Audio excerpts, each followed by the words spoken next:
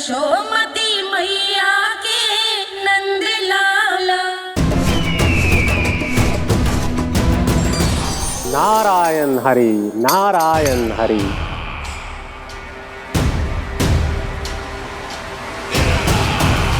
प्रणाम देवर्षि।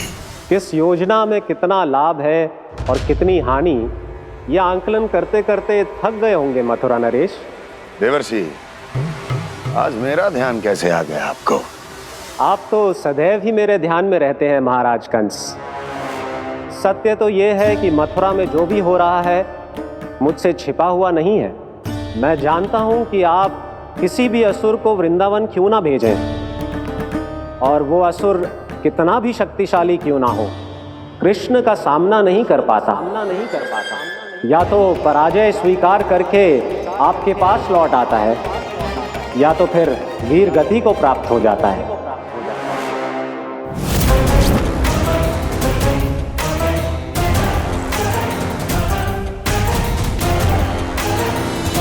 वाह, मुझे मेरी असफलताएं स्मरण कराने आए हैं, मेरे घाव को खुरेदने आए हैं, उन पे नमक छिड़कने आए हैं।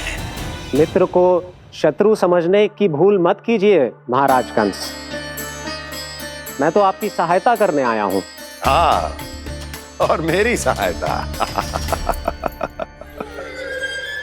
कृष्ण विष्णु अवतार है, आप विष्णु के भक्त हैं। मैं हूं विष्णु द्रोही, फिर भी तो आपके आराध्य को हानि पहुंचाना चाहता है, उसकी सहायता करना चाहते हैं आप। क्या आप निश्चित रूप से कह सकते हैं कि आप ब्रह्मांड के सभी नियमों को अच्छी तरह समझते हैं? अवश्य। आपके लिए बस इतना ही जानना पर्याप्त होगा कि मैं जो कुछ भी कर रहा हूं उसके लिए मेरे व्यक्तिगत कारण हैं। मैं तो बस आपके हित में पिछली बार की तरह एक सुझाव लेके आया था, पर यदि आप मेरा सुझाव सुनना भी नहीं चाहते तो आपकी इच्छा। नारायण हरि, नारायण हरि। कारण चाहे जो हो, इनके पिछले सुझाव के कारण ही आज मेरे शत्रुओं की संख्या कम है। अन्यथा मैं देवकी के अन्य पुत्रों को भी जीवित छोड़ देता, और आज वो सब अपने भाई के साथ मिलकर उसकी शक्ति को अनेक गुणा बढ़ा देते। ठहरिए देवऋषि।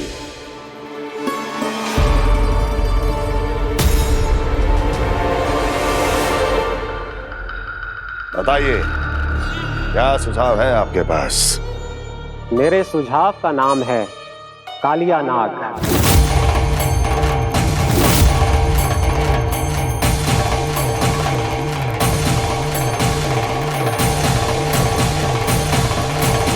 उसके विषय में मैं जानता हूं देवर्षि। तो समस्या ये है कि मैं स्वयं उससे मिलने नहीं जा सकता, उससे भेंट नहीं कर सकता। उस कृष्ण की हत्या के लिए उसको वृंदावन जाने के लिए तैयार नहीं कर सकता। तो मत जाइए उसके सामने, और ना उसे भेजिए कृष्ण के सामने। हर बार आप किसी न किसी असुर को अपने शत्रु के क्षेत्र में भेजते हैं, जहां शत्रु उसका सामना करने के लिए पूरी तरह से तैयार होता है और आपका असुर मारा जाता है। इस बार शत्रु को युद्ध स्थल चुनने का अवसर मत दीजिए महाराज।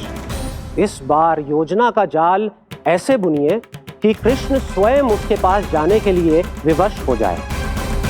कालिया नाग स्वयं काल है, मृत्यु का दूसरा नाम है। उसके विष का उपयोग अपने लाभ के लिए कीजिए महाराज। वैसे कालिया के विष की अधिकता का अनुमान तो होगा ही आपको।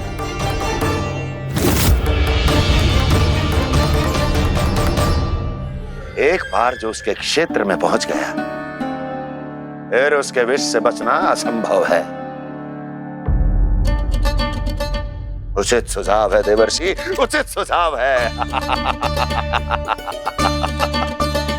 देवर्षि, उस छलिया विष्णु की भक्ति करते करते आप भी उसके रंग ढंग सीख गए हैं। उचित है, उचित है।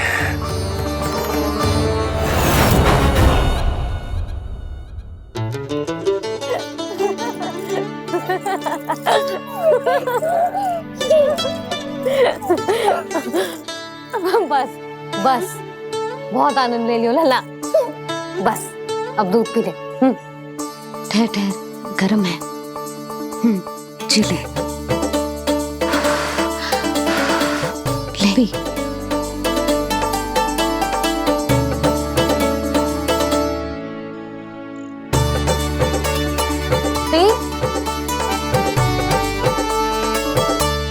मैं ना होती तो ना जाने क्या होता तेरा।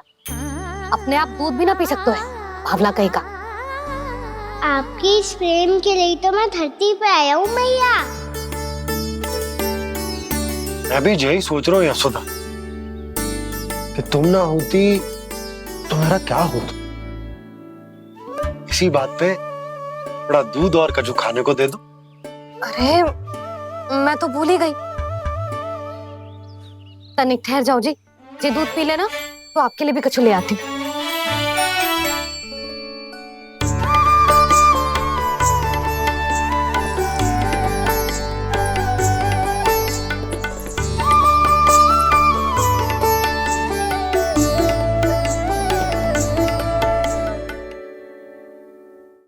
प्रणाम महाराज।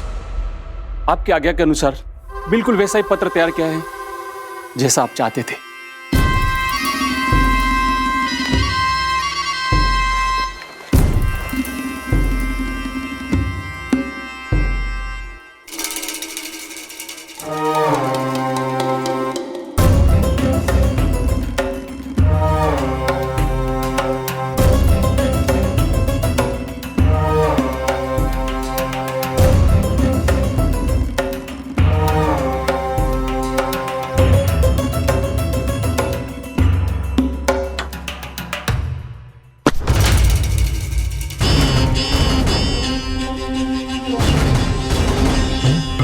कृष्ण जन्म से लेकर आज तक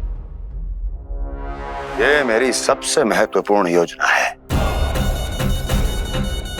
इसका सफल होना निश्चित है दूत, किंतु केवल वही करना जैसा मैंने कहा है। जाओ।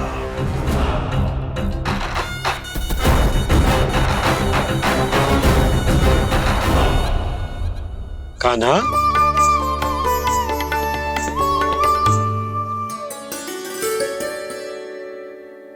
क्या होगा? बाबा मैं चाहता हूँ कि मैया की ममता क्रिस्टल फ्रेम की वर्षा मुझ पे सरते ऐसे होते रहे। वो तो होती रहेगी लल्ला। अपने लल्ला के लिए किसी मैया का प्रेम कभी कम हो सकता है भला?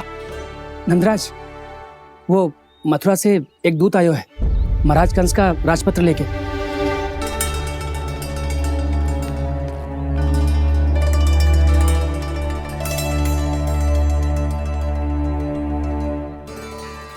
कान्हा अब क्या करने वाला है? तेरे बाबा कहाँ गए? हाँ? कंस मामा का खेल आरंभ हो गया है, पर मैया वो सब सुनेगी तो व्यर्थ चिंतित हो जाएगी।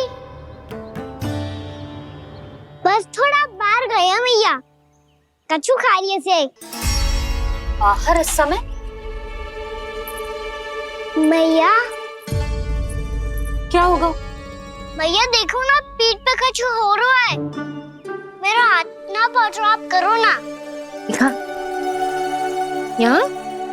क्षमा करना मैया, पर अभी बाबा को ही संभालने दो ये सब।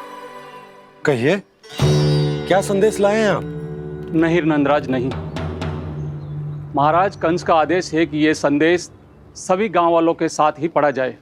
ठीक है, मैं गांव वालों के सामने पढ़ दूंगा, पर मुझे तो दीजिए पढ़ने के लिए। महाराज की आज्ञा का पालन करना आपके लिए भी आवश्यक है नंदराज। सभी गांव वासियों की सभा बुलाइए। बंसी, सभी गांव वालों की सभा बुलाओ। राजपत्र में ऐसा क्या संदेश भेजो है कंस ने? अब मेरे पत्र को पढ़कर सब भौचक्के रह जाएंगे। और वो कृष्ण, उस कृष्ण के पांव के नीचे से तो भूमि खिसक जाएगी, आकाश फट पड़ेगा, बिजलियां गिर जाएंगी। प्राप्ति, ओ प्राप्ति, कंस का पुत्र स्वयं को बहुत अधिक शक्तिशाली समझता है ना वो। अब देखता हूं कैसे वो इस महासंकट का सामना करता है। वो कृष्ण, वो अपनी मृत्यु स्वयं चुनेगा या मृत्यु की वेदी पर चढ़ा देगा प्रिय वृंदावन वासियों को।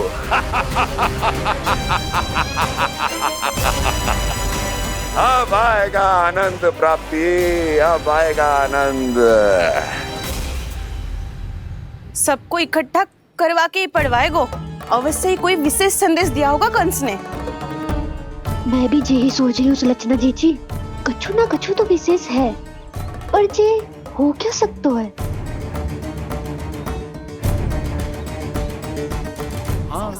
बात तो सही है। ऐसा क्या हो सकता है? सभी गांव वासियों के सामने कहा जाए, कछु तो विशेष अवश्य लग रहा है। बाहर तक कोलाहल क्यों हो रहा है? मैया, मैया, अब क्या होगा? मैया देखो ना, सर पे कछु हो रहा है। लल्ला, नारायण ने तुझे हाथ दिए हैं ना? पीठ की बात अन्य थी। अपने सिर की सेवा स्वयं कर। सर पे तो हाथ पहुंच रहा है ना?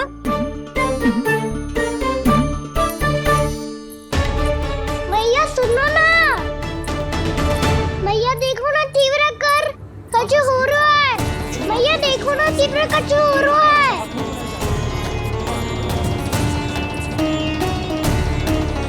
सब लोग आ चुके हैं, अपना संदेश सुनाइए आप। गोपराज नंद और सभी वृंदावन वासियों को सूचित किया जाता है कि मथुरा अधिपति और आप सभी के महाराज कंस ने कल सुबह भव्य पूजा का आयोजन किया है। इसके लिए राज्य को वृंदावन के क्षेत्र के निकट यमुना नदी के मध्य में खिलने वाले 1 कोटि कमल के पुष्पों की आवश्यकता है। इसीलिए आप सभी को यह आदेश दिया जाता है कि ये सभी कमल के पुष्प प्रथम पहर से पहले राजसभा में पहुंचा दिए जाए। इतने सारे वो भी प्रथम पहर से पहले कैसे हो सकते हैं?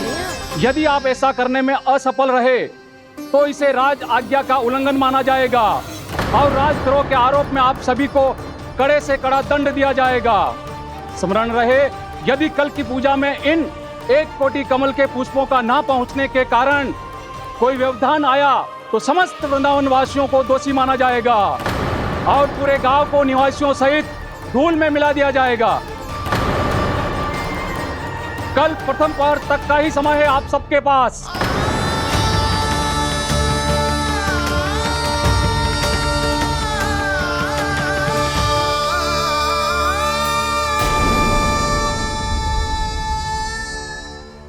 कमल पुष्प, वो भी कल प्रथम प्रहर में?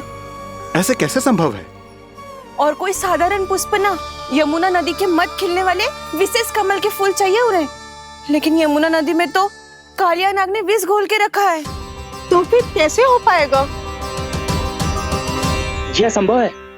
हमारी मृत्यु का संदेश भेजा राजा कंस ने। सदैव की भांति इस समस्या पर भी गांव के बड़े ही विचार करेंगे। बालकों का यहाँ होना उचित ना है।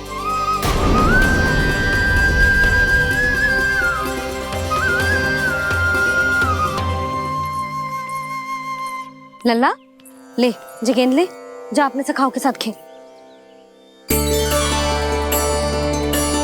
सुबह उज्जवल, मधुमंगल वसंता, देखो मैया ने क्या दिया है। चलो खेले, बहुत आनंद आएगा आज।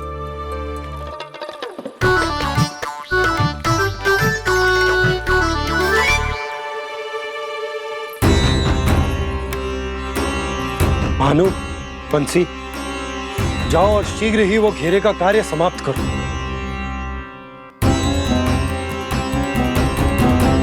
पर कछु ना कछु तो करना पड़ेगा ना। पर हम कर ही क्या सकते हैं? पुष्प लाने को और कोई उपाय है भी तो ना। मैं चला जाऊंगा जमुना जी में। वैसे भी मेरे जीवन के कितने दिन शेष बचे हैं। गांव के लिए, समाज के लिए कुछ करके मरूं, तभी तो शांति मिलेगी। ना काका, यदि आप उस विषैले जल में छलांग लगा भी दोगे, किंतु 1 कोटि कमल पुष्प एकत्रित कर पाना आपके लिए संभव ना है। इससे अच्छा है कि मैं चला जाऊं। यदि मैं मर भी गया तो मेरे पीछे रोने वाला कोई ना है। किसी को कहीं जाने की आवश्यकता ना है। गोप नरेश होने के नाते ये मेरा कर्तव्य है कि मैं आप सबकी रक्षा करूं। नंदराज, आपको जाना है तो जाओ। हरिया, काका, भैया सब चले जाओ। लेकिन आपको पता है वहाँ का जल कितना विषैला है। आप लोग एक क्षण भी जीवित नहीं रह पाओगे। फिर कैसे इकट्ठा करेंगे 1 कोटि कमल पुष्प? आप बात तो सही कह रही हैं शांति। उस दुष्ट कंस ने ऐसी मांग रख के हम सबको फंसा दिया।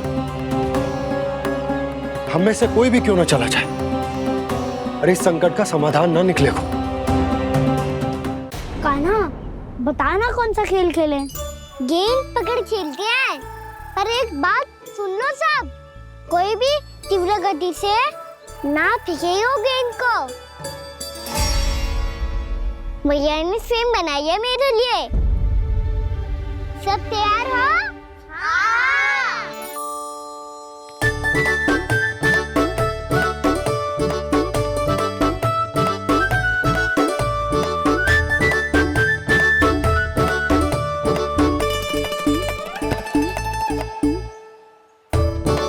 मुझे दो।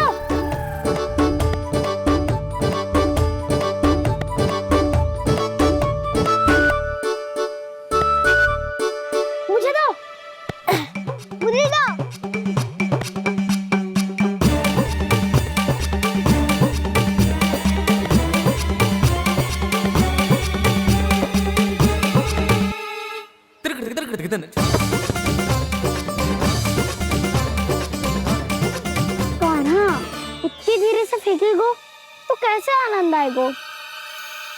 थोड़ा बल लगा के फेंक। हाँ कान्हा, हम अभी बड़े हो गए हैं, तू अब भी छोटे बालकों की तरह फेंक रहे है।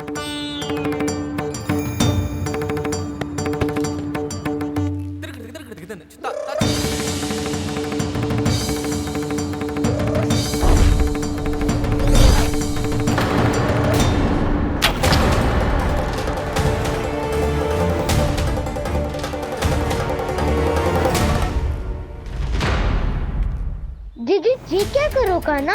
गेंद तो डूब गई।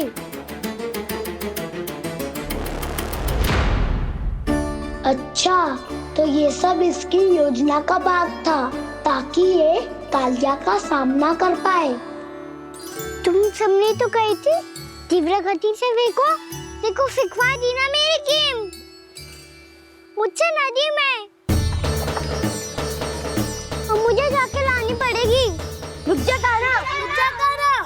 जी क्या बोल रहे थे कान्हा? इसमें तो बहुत संकट है। कोई भी संकट मेरी मैया का उपहार खोने से बड़ा ना है। बहुत प्रेम से बना के उन्होंने दी थी। हे नारायण, कोई उपाय समझ में ना आ रहा है। भैया, हम कैसे करेंगे हम अपने गांव की रक्षा? कीड़े पड़ेंगे उस दुष्ट को। यदि उसके कारण किसी के प्राण चले गए तो कौन सा फल मिलेगा उसे इस पूजा का? तुम सही कह रही हो यशोदा। और हमारे पास कोई और दूसरा विकल्प भी तो ना है। यदि हमने मथुरा की राज आज्ञा का पालन ना किया तो इसका दुष्परिणाम पूरे गांव को भुगतना पड़ेगा।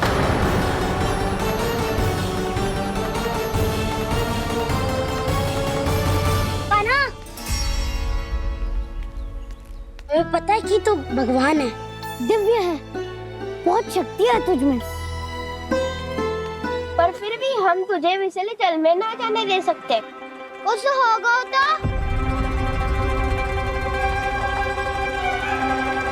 तुम सब इतनी हट कर रहे हो तो ठीक है, ना जाऊंगा। गेंद कहाँ गिरी है, कितनी दूर गई है, ये तो देख लूं ताकि उसे बाहर निकालने का कोई उपाय ढूंढ पाऊं।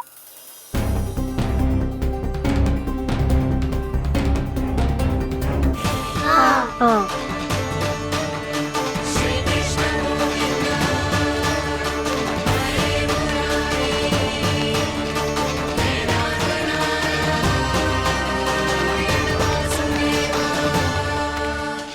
कान्हा की ये लीला तो समझ ही नहीं आ रही। पहले इसने देवश्री नारद को मथुरा जाकर कंस को भड़काने के लिए कहा, फिर स्वयं ही दुखी भी हो गया कि अब इसका रहस्य सबके सामने खुल जाएगा। और अभी स्वयं ही तो इसने कहा था कि गेंद बहुत महत्वपूर्ण है, फिर स्वयं ही उसे नदी के विसले जल में फेंक दिया।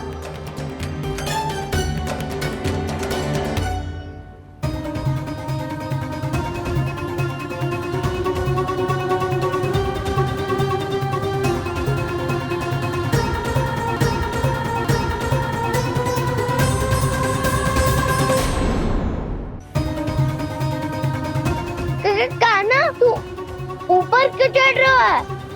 अरे ऊंचाई से देखूंगा तभी तो गेंद दिखेगी।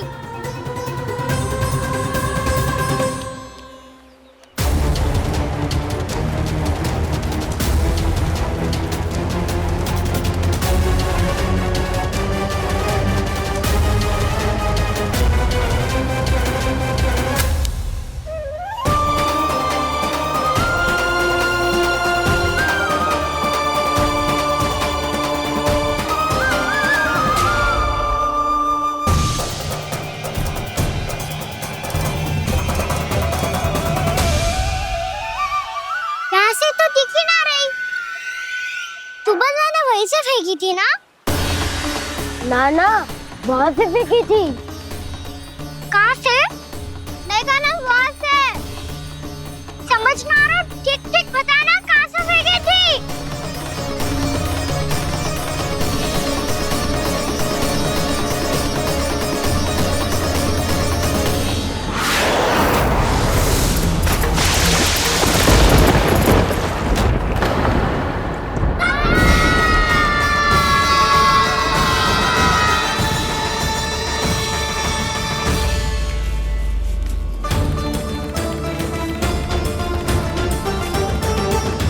कालिया नाग के क्षेत्र में जाकर कोई भी जीवित वापस ना लौट सको है।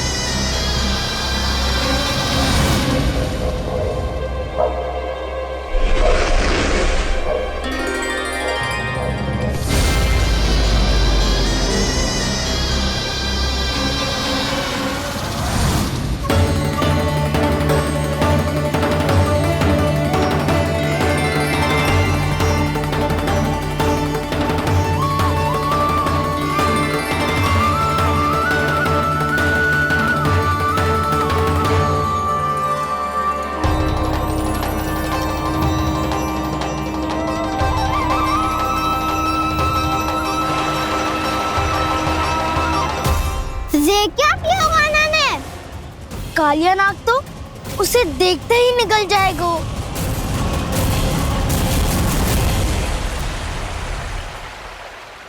तो आरंभ से अब तक सब कुछ उसकी लीला का ही भाग था।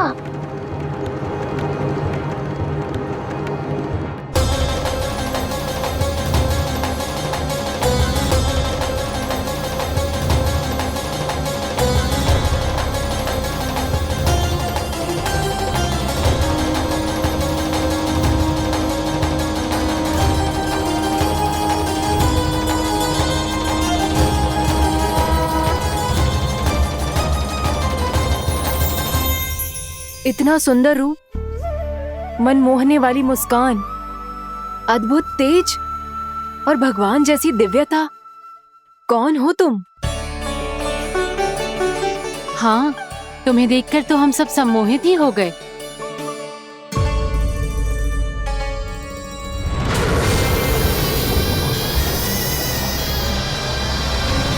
तुम जो भी हो बालक, वापस लौट जाओ। हमारा हृदय तुम्हें ही देखते रहना चाहता है, किंतु यदि हमारे पति जाग गए तो तुम्हें अवश्य हानि पहुंचाएंगे। ये बहुत विषैले है बालक, कालकोट जैसे भयानक। इनके विष से तुम नहीं बच सकोगे। नंदराज, कालिया नाग के विष का प्रभाव बढ़ते ही जा रहा है। पहले 8 कोस तक उसके विष का प्रभाव था, अब तो 1 योजन से अधिक क्षेत्र में फैलो है। जल पीने के प्रयास से अनेक पशु मारे गए हैं और नदी के निकट के वृक्ष और वनस्पति सब नष्ट होने लगे।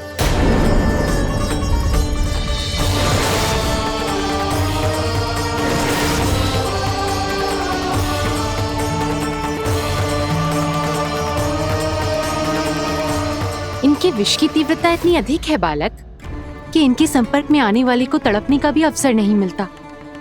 इनके विष की अग्नि क्षण भर से भी कम समय में प्राणवायु को जलाकर राख कर देती है।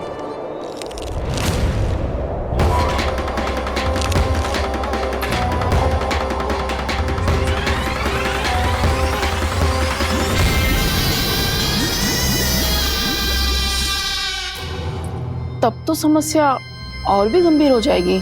मैंने तो सुनो है कि कालिया नाग कम से कम 2 योजन लंबा है, सैकड़ों फन है उसके।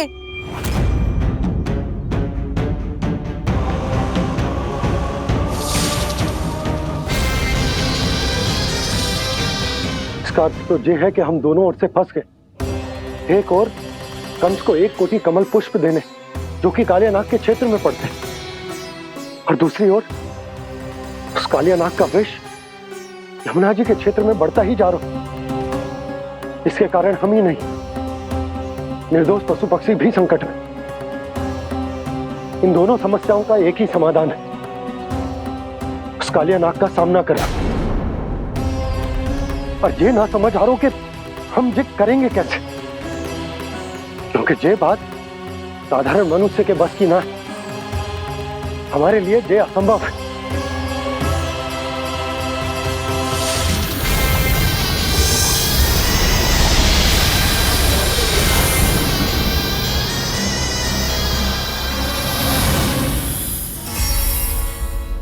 अब तो तुमने अपनी आंखों से भी देख लिया बालक, ये कितने विषैले हैं। नींद में भी विष उगलते हैं। इससे पहले कि तुम्हें कुछ हो जाए, चले जाओ यहाँ से, मान लो हमारी बात। आप सब मुझे जानती भी नहीं और फिर भी मेरी इतनी चिंता कर रही हैं आप। माँ की ममता भेदभाव नहीं जानती। तुम भी किसी के पुत्र हो और हम सब भी माँ हैं। एक माँ को हर बालक में अपनी ही संतान दिखाई देती है, इसलिए हम तुमसे विनती करते हैं, वापस चले जाओ, बचा लो अपने प्राण। मेरी चिंता मत कीजिए, मुझे कुछ नहीं होगा। होगा, अनर्थ होगा यदि ये उठ गए तो।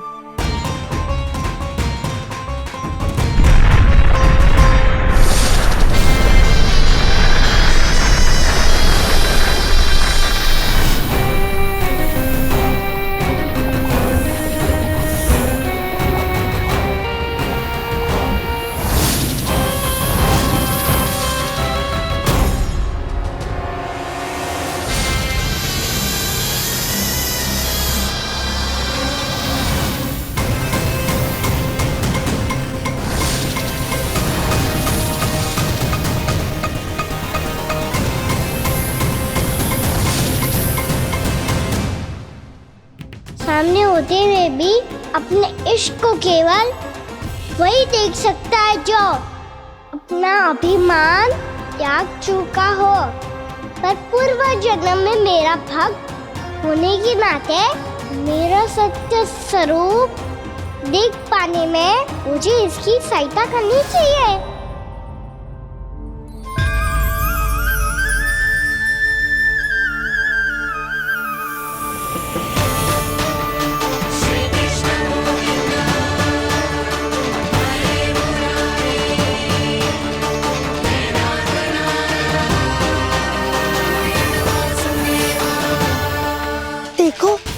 तुम्हारा छोटा सा काना कैसे डट के खड़ा हुआ है, इतने विशालकाय, इतने महाभयंकर सबके सामने।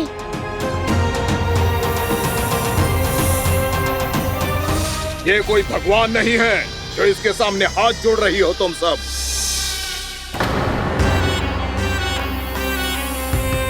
एक सामान्य साधारण बालक है ये, जो ये तक नहीं जानता कि इसके सामने है इसका काल, कालिया। तू कौन है बालक? मेरे इतने निकट आकर भी तू जीवित कैसे है? मेरी नहीं, अपनी चिंता करो कालिया। बहुत मनमानी कर ली तुमने। अब बस, मैं तुम्हें रोकना हूँ। अब बस, मैं तुम्हें रोकना हूँ। मैं तुम्हें रोकना हूँ। बित्ते भर का है तू, मेरे विष के बारे में जानता ही क्या है? और कहता है मुझे रोकने आया है। किससे? किससे रोकना चाहता है तू मुझे? मुझे क्रोध दिलाने की भूल मत कर बालक। अपनी फुंकार से ही तेरी इस मुस्कुराहट को अंतिम मुस्कुराहट बना सकता हूं मैं। शीघ्र बता, कौन है तू और किसने भेजा है तुझे? तुम्हें आवाज भी है कि अपनी पुकारों से तुम कितना विष भूल चुके हो। पवित्र यमुना नदी को कितना दूषित कर दिया तुमने। और यही नहीं, तुम्हारे कारण निकट के जीव जंतुओं, वृक्ष, वनस्पतियों सबको हानि पहुंच रही है। तो क्या? मुझे उससे क्या? मुझे है आपत्ति है मुझे तुम्हारी इस व्यवहार से, और इसीलिए तुम्हें यहाँ से जाना होगा, यहाँ से जाना होगा।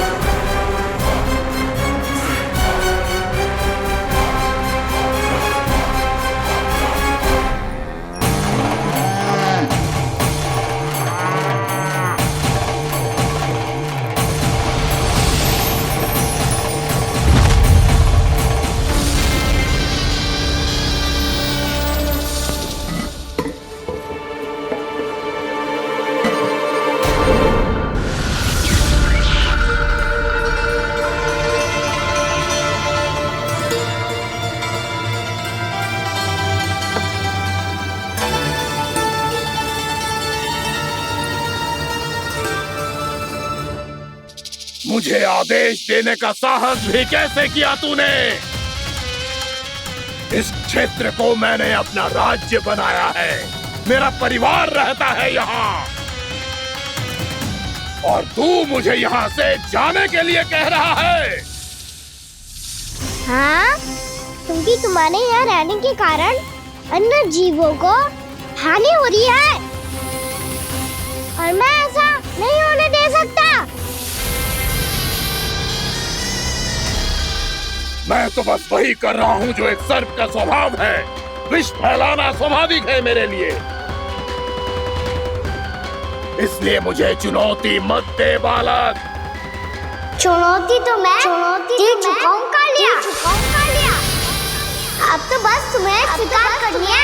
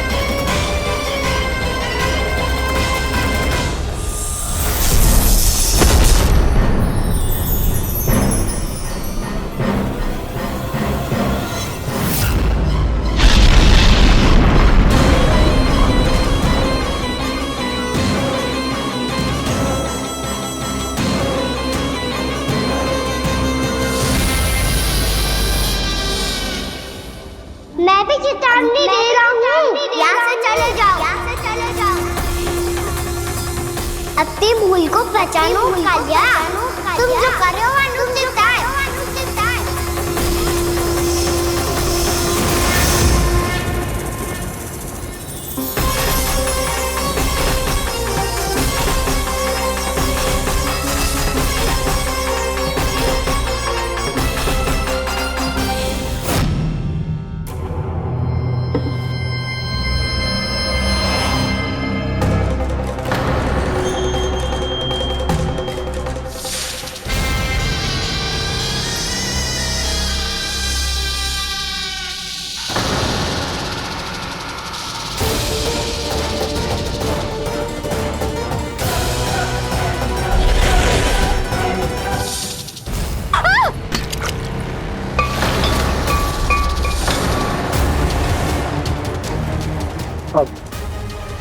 मैं आता हूँ।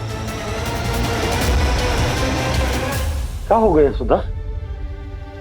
मुझे आवाज हो रहा है जी, कछु ना कछु गड़बड़ है। यशोदा, जो समस्या हमारे सामने है हम सभी उसका समाधान खोजने में जुटे। तुम विश्वास करो, मैं कोई ना कोई समाधान अवश्य ढूंढ लूंगा।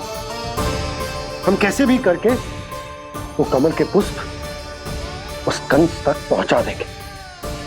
नाना, समस्या उससे कहीं अधिक है, उससे कहीं अधिक बड़ी, उससे कहीं अधिक भयानक है।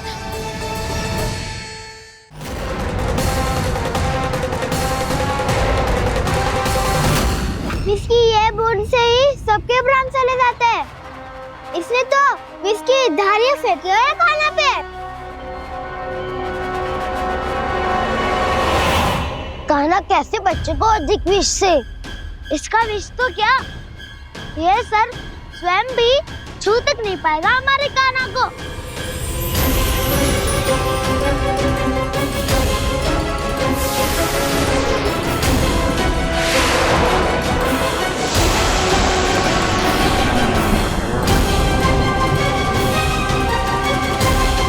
तुम्हारे सखा को, मेरे भाई को कोई हानि नहीं पहुंचा पाएगा। ये कान्हा का सत्य चाहे जो हो बलराम, पर अभी तो जो एक बालक ही है ना।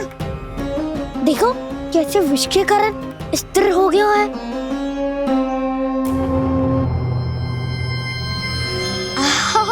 हाउ सर्फ ने कितनी आसानी से अपनी पूंछ से बांध लिया है। मुझे यहाँ से भगाना चाहता था ना तू? अब मैं तुझे दिखाऊंगा अपना सामर्थ्य। ये मूर्ख किसे बांधना चाहता है अपनी पूंछ में? उन्हें जिनका विस्तार सारे ब्रह्मांड में है, या उन्हें जो स्वयं अनंत है? पर देवराज, प्रभु ऐसा करने ही क्यों दे रहे हैं कालिया को?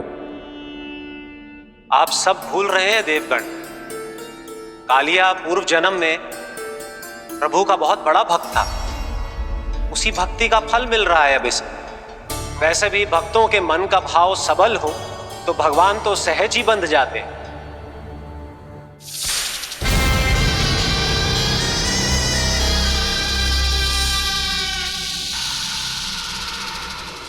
बलराम, तुमने ही तो कही थी कान्हा को कछु ना होगो। देखो उस दुष्ट ने चारों ओर से जकड़ लियो है।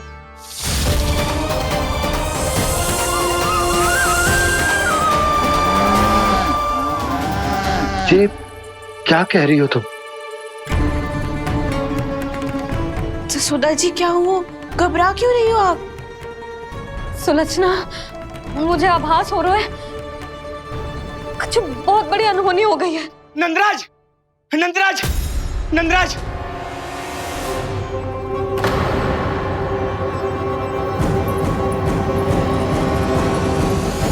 नंदराज, कान्हा ने जमदग्नि नदी में छलांग लगा दी है। कान्हा ने जमदग्नि नदी में छलांग लगा दी है। कान्हा ने जमदग्नि नदी में छलांग लगा दी है। कान्हा जमुना में कूद गया है। मुझे लगा था आज कछु गड़बड़ होने वाली है। मुझे आज कान्हा को ना जाने देना चाहिए था।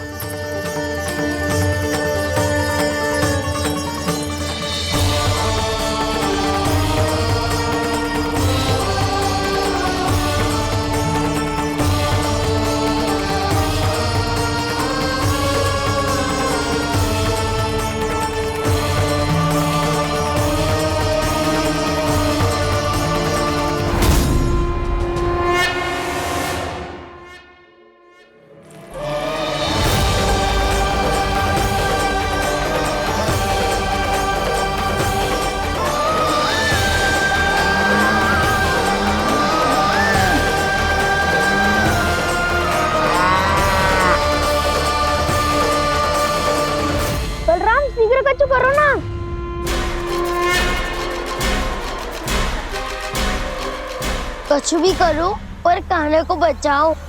नाग बहुत भयंकर है, कान्हा अकेले ना संभाल पाएगा इसे।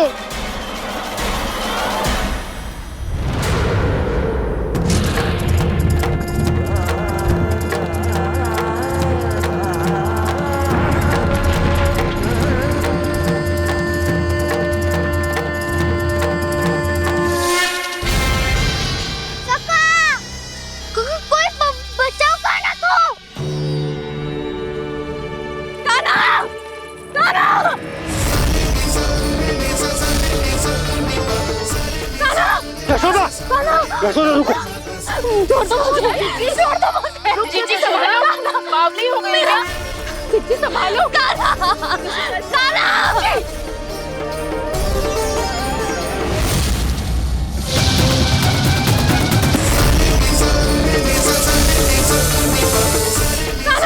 यशोदा, यशोदा रुको। छोड़ दो मुझे, प्लीज छोड़ दो मुझे। जीजी संभालो, बावली हो गई है। जीजी संभालो। कान्हा, कान्हा। देखो अब कैसे तुम्हारे अस्थियों को तोड़कर छोटे छोटे टुकड़ों में बदल दूंगा मैं।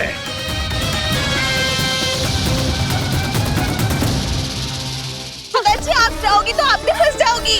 अपने लल्ला के लिए मैं किसी भी संकट का सामना करने के लिए तैयार हूँ। छोड़ो ना यशोदा, हमें कोई और उपाय खोजना पड़ेगा। कोई और उपाय? आप देख ना रही मेरा कान्हा किस दशा में है। कान्हा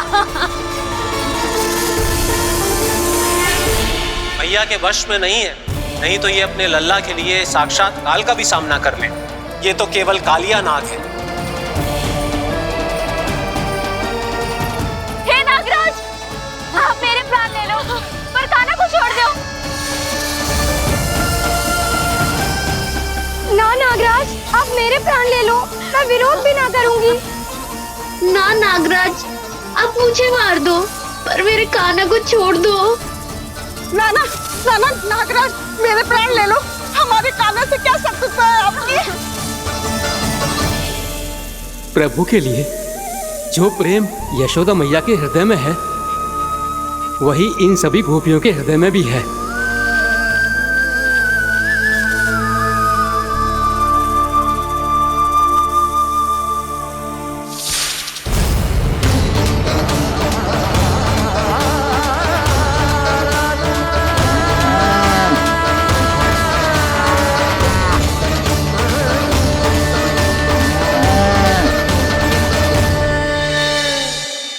यशोदा, यशोदा,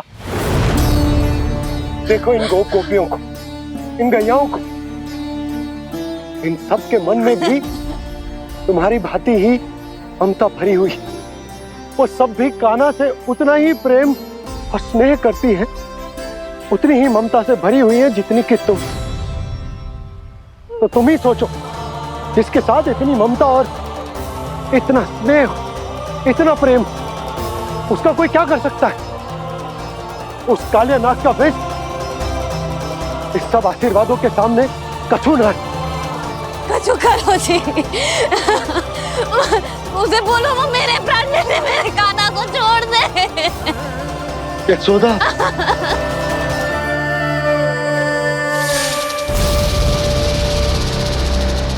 केवल इन्हीं में नहीं देवराज, नाग पत्नियों के हृदय में भी ममता का वही प्रेम उमड़ रहा है। देखिए। मैं आपके हाथ जोड़ती हूँ स्वामी, इस बालक को छोड़ दीजिए। ये अवश्य ही कोई दिव्य आत्मा है स्वामी। हम आपसे विनती करते हैं स्वामी, इस नन्हे बालक को हानि मत पहुंचाइए स्वामी।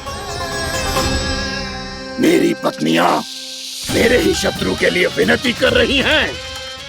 अब यदि इसके पक्ष में एक शब्द भी कहा तुम सबने, तो मैं इस बालक से पहले तुम सबके प्राण ले लूंगा। हो रहा प्रसन्न नाग कालिया, विजय को निश्चित जान। रोते बिलखते व्याकुल सब संकट में देख कान्हा के प्राण।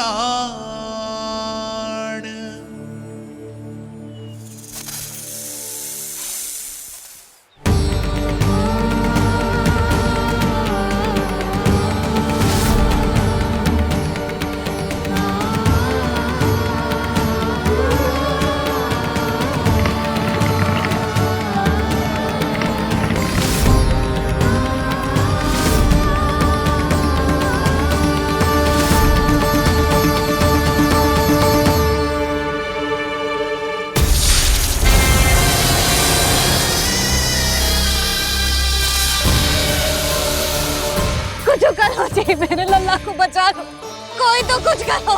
जीजी संभालो जसोदा। यशोदा, यशोदा तुम शांत हो जाओ, मैं कान्हा को वापस लेकर आऊंगा, मैं रक्षा करूंगा उसकी। ना नंदराज, नंदराज नहीं, कम से कम आप तो समझो नंदराज, कालिया के पास आप जाओगे तो आप भी फंस जाओगे।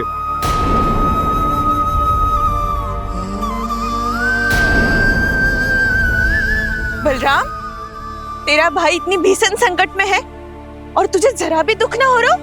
क्या आप सब अब तक नहीं समझ पाए कि कान्हा सच में कौन है? छोटे बाबा, आप तो उसका सत्य जानते हैं ना?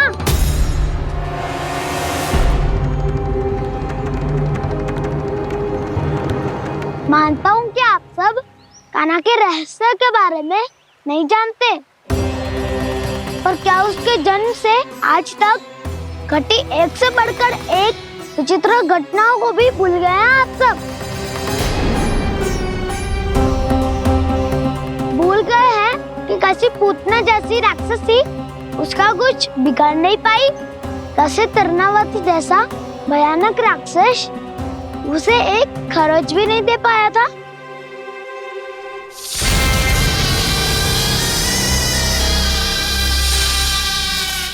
आप सबने अपनी आंखों से देखा था ना, बकासुर से कान्हा की रक्षा करने देवता स्वयं आए थे, पर सत्य तो ये है कि वो सभी देवता भी उस असुर के सामने असमर्थ हो गए थे।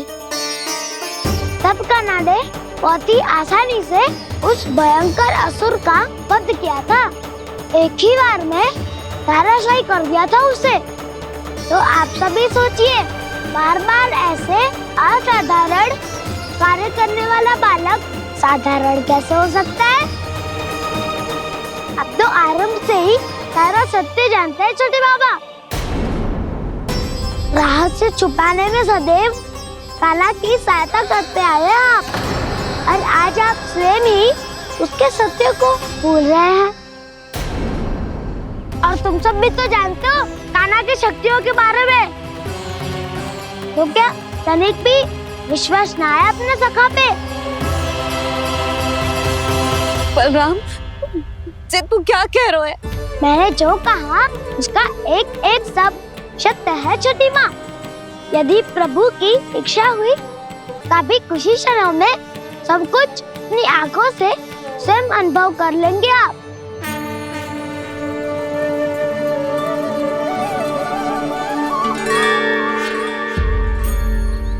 शांताकारं भुजगशयनं पद्मनाभं सुरेशं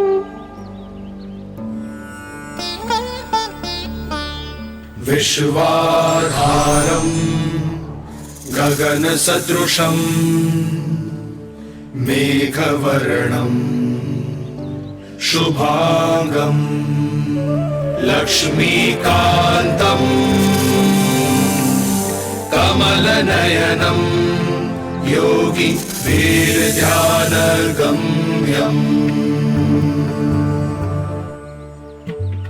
वन्दे विष्णुं भवभयहरं सर्वलोकैकनाथम्।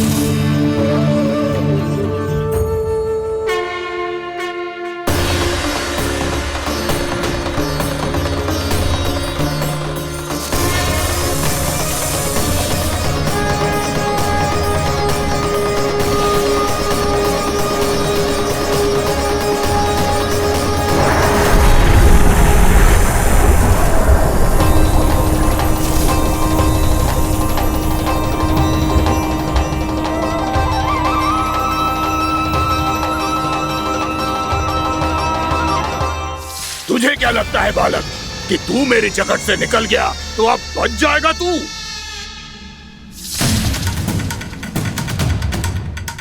मेरे विष से अपनी प्राण रक्षा करने में सफल रहा, मेरी जकड़ से भी छूट गया, पर मेरे दंश से नहीं बच पाएगा।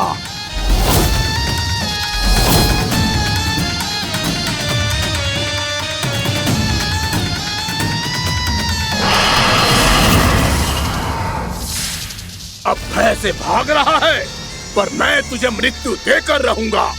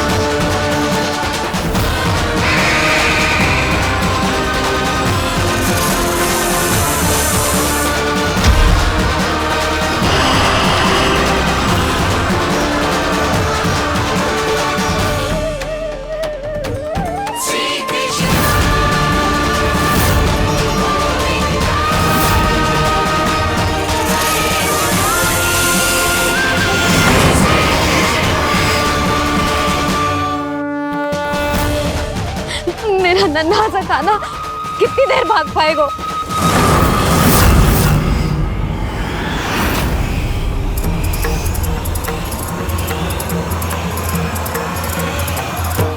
और कितनी प्रतीक्षा करोगे मेरी भक्त कालिया?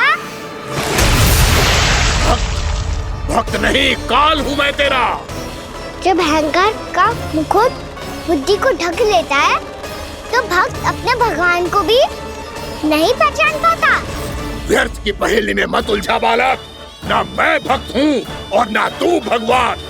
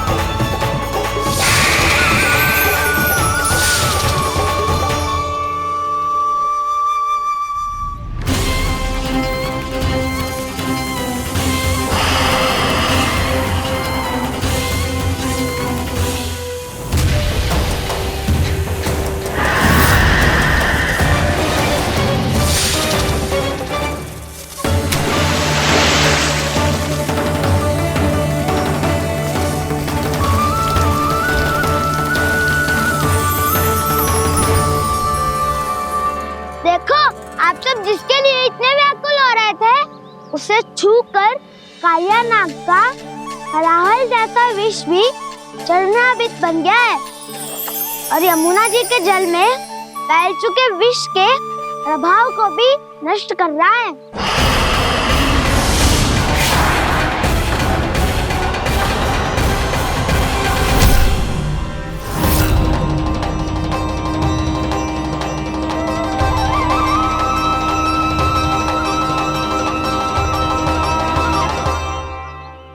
धर्म रक्षक, अधर्म विनाशक प्रभु श्री कृष्ण का कौशल सचमुच अद्वितीय है। नारायण नारायण।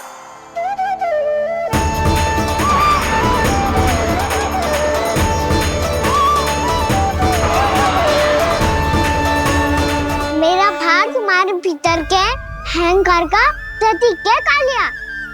अब तुम्हारा अहंकार, तुम्हारा अभिमान मेरे पाँव के नीचे है और तुम्हारी पूंछ अर्थात तुम्हारे प्राण मेरे हाथ में। अब तुम क्या करोगे भक्त?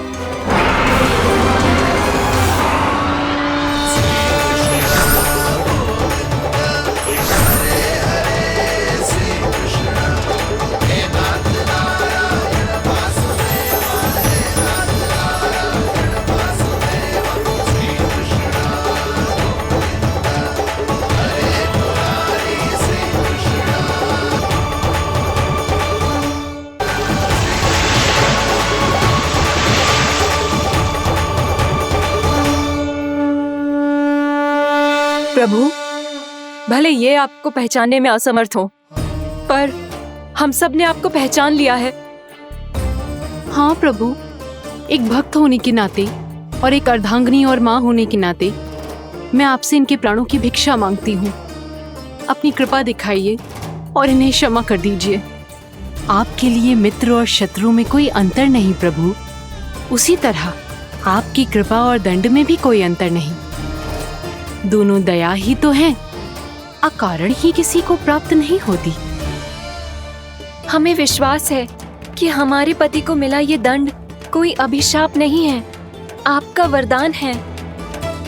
ये सत्य है प्रभु कि इनसे बहुत से पाप हुए हैं। इनके विष से बहुत सारे जीव जंतु को हानि पहुंची है, पर अब आपके चरण इनके शीश पर पड़ गए हैं। ऐसी कृपा तो बड़े बड़े महान महात्माओं को भी दुर्लभ है, और इन्हें प्राप्त हुआ तो अवश्य ही ये किसी महान पुण्य का ही फल है। हे प्रभु, उन्हीं पुण्य कर्मों की शक्ति का आह्वान कर मैं आपसे विनती करती हूँ, इन्हें प्राण दान दीजिए। मैं अपने इस भक्त को क्षमा अवश्य करूंगा देवियों, यदि ये अपने अहंकार को त्याग कर मुझे पहचान ले तो।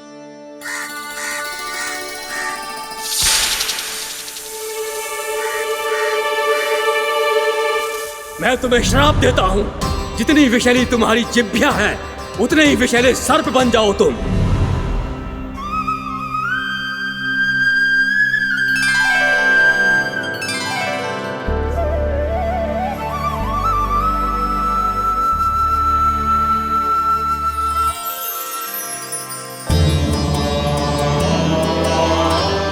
नारायण, मुझे क्षमा कीजिए नारायण। मैं तो आपका परम भक्त था, किंतु मैं आपको पहचान नहीं सका। इसका दंड तो मुझे मिलना ही था, किंतु मैं अब प्रायश्चित करना चाहता हूं।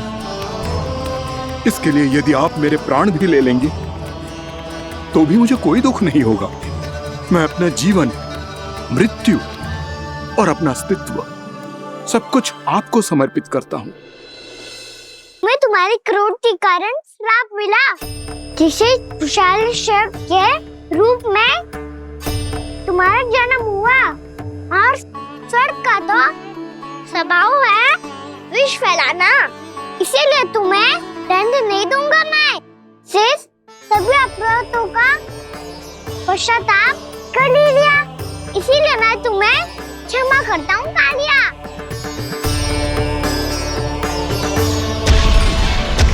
पर तुम्हें यहाँ से दूर समुद्र के बीच जाकर रहना होगा, जहाँ किसी निर्दोष का जीवन तुम्हारे विष से प्रभावित ना हो। मैं चाहकर भी आपकी इस आज्ञा का पालन नहीं कर सकता। मैं असमर्थ हूँ प्रभु, क्योंकि यदि मैं इस क्षेत्र को छोड़कर गया तो मेरी मृत्यु निश्चित है। आपसे क्या छुपा है प्रभु? आप तो जानते हैं कि सर्प जाति और आपके वाहन गरुड़ के बीच अनंत शत्रुता चल रही है, जिसका प्रारंभ नागों के द्वीप नागालय से हुआ था। उस द्वीप पर छोटे जीवों को निगल जाने के लिए सर्प थे, और गरुड़ को सर्पों का स्वाद बहुत प्रिय था, इसलिए वो बार बार नाग द्वीप जाने लगा था। पर इस कारण पूरी सर्प जाति उससे आतंकित हो गई थी। इसलिए जब भी गरुड़ वहां पहुंचता तो सभी सर्प छिपने लगते। जब गरुड़ को इसका आभास हुआ तो उसे बड़ा क्रोध आया और वो उत्तेजना में भरकर सर्पों का शिकार करने लगा। भूख ना होने पर भी उन्हें मारने लगा। अब सर्पों के प्राण हरना उसके लिए खेल बन गया था। इस भीषण समस्या का समाधान ढूंढने के लिए पूरी सर्प जाति महान सर्प वासुकी के सामने इकट्ठी हुई। हे महान वासुकी, हमारी सहायता कीजिए। नागद्वीप पर गरुड़ ने आतंक मचा दिया है। पहले तो वो हमें अपना भोजन बनाता था, लेकिन अब हम उसके खेल का साधन बन चुके हैं। भूख हो या ना हो, जब तब आकर वो हमारे प्राण हर लेता है। अनुचित हिंसा के इस प्रथा का आरंभ सर्पों ने ही किया है। पहले आप सबने पूरे द्वीप पर अधिकार कर लिया, फिर आहार के साथ साथ आनंद के लिए भी आप सभी ने निर्दोष जीवों की हत्या की। और जब सृष्टि का संतुलन बनाए रखने के लिए गरुड़ आपको अपना आहार बनाने आया तो आप सब अपने प्राणों की रक्षा के लिए छिपने लगे। तो फिर गरुड़ का उत्तेजित होना तो स्वाभाविक ही था। नागनाथ, जो हमने अन्य जीवों के साथ किया वही अब हमारे साथ हो रहा है, परंतु ये भी तो सृष्टि के संतुलन के विरुद्ध ही है ना? अवश्य है, इसलिए मैं गरुड़ से चर्चा करूंगा। धन्यवाद प्रभु।